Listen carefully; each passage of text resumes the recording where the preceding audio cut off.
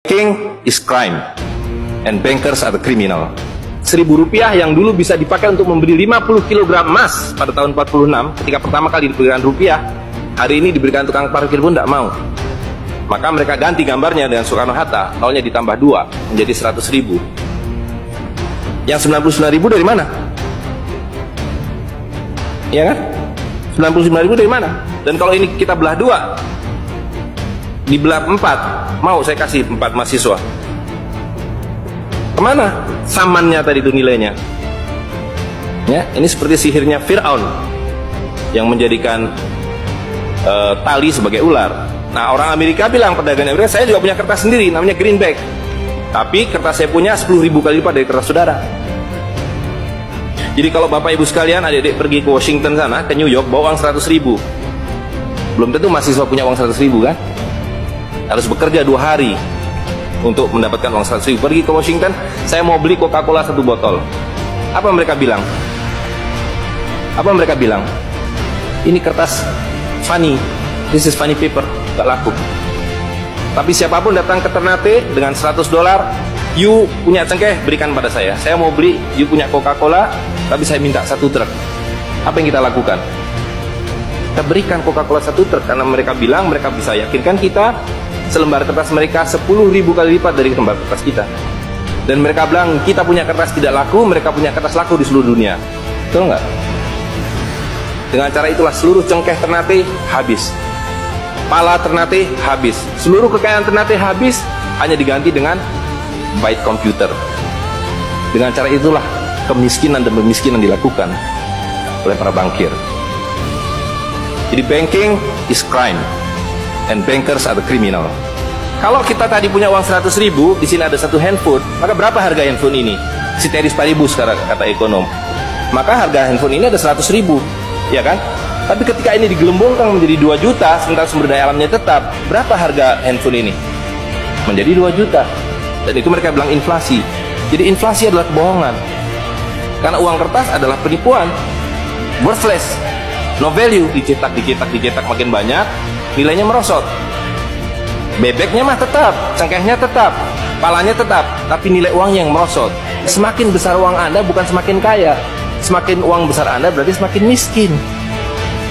Jadi ikuti. Maka ketika terjadi krismon, rupiah makin tidak laku, harus dibikin uang 100.000. Dan sekarang uang 100.000 sudah mulai tidak laku. Ibu-ibu sudah komplain kalau pergi ke pasar dengan 100.000, betul nggak Bu? Sudah tidak bisa beli apa-apa ini. Maka mereka 2 pilihannya. Pilihan pertama adalah mereka akan mencetak uang 200.000, 500.000. Tapi tidak mungkin, komputer sudah nggak bisa menghitung, kalkulator nggak bisa menghitung, hang, terlalu banyak nolnya. Pilihan kedua adalah digunduli nolnya, redenominasi. Jadi redenominasi itu bukan untuk mengatasi inflasi, tapi untuk menutupi inflasi. Jadi itu adalah pengelabuan di atas pengelabuan, di atas pengelabuan, di atas pengelabuan. Uang 100.000 ini dulu ketika Pak Harto masih berkuasa menjelang jatuh itu, kalau dibelikan telur dapat 50 kilo. Masih ada yang ingat gak Bu? Kali ibu-ibu ingat pasti. 1 kilo telur harganya Rp2.000. Begitu Pak Harto jatuh, dibilang ini gara-gara krismon, uangnya sama, walaupun ini belum ada waktu itu, karena ini masih 50.000 aja udah besar waktu itu. Uang yang sama dengan telur yang sama, tiba-tiba dibawa ke pasar, saya mau beli telur. Bu, hari ini tidak dapat 50 kilo lagi, hari ini cuma dapat 13 kilo. Karena daya belinya telur sekarang 7.500. Dan hari ini kalau di pasar Ternate berapa Bu harga telur sekilo? Hari ini di Jakarta 20.000. Dan telurnya sama, 1 kilo itu isinya 16 butir, 17 butir, 18 butir, uangnya sama. Tapi hari ini kalau dibelikan telur hanya dapat 5 kilo. Kemana yang 45 kilo? Itu yang mereka rampok. Itu yang mereka rampok dengan melalui apa yang mereka sebut inflasi. Tapi sebenarnya dengan cara penggelembungan uang.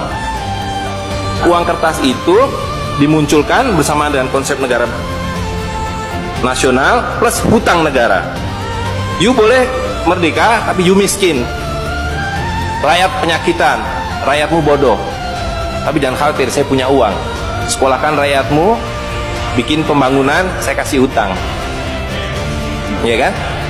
Nah, jadi tugas pemerintah itu, republik, adalah satu, mengambil hutang dari bank, menghabiskan utang itu melalui apa yang disebut APBN.